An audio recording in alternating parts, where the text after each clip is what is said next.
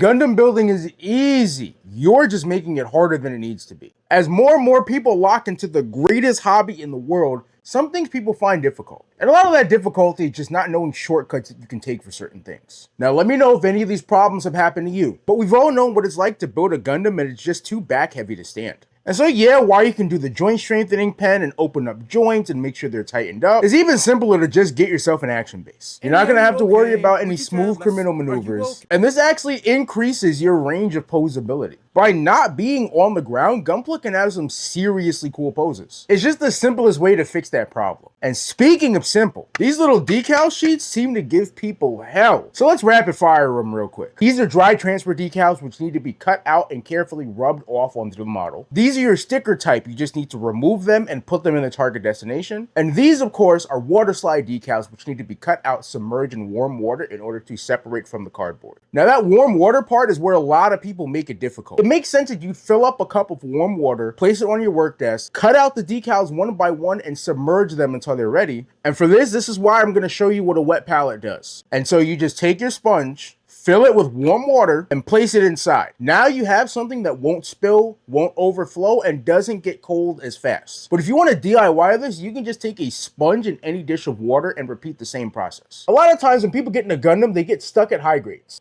And so one of the most important things for moving out of high grades is learning how to organize. I'm currently building the perfect grade Exia, and man, this thing has a huge amount of runners. So rather than breaking the flow of the build by looking for one runner, cutting out what I need, and then digging in the box for such a massive amount of runners, I look at what the manual tells me to separate beforehand, and I actually take just those runners out. Now, I use a runner organizer as a part of my desk, but you can use anything. You can use clips. You can just place the runners that you need in a different pile from the ones that you don't. But these are things I most commonly see beginners stuck on. It's important to remove these roadblocks because you want the hobby to be fun and easy. It's a hobby after all, right?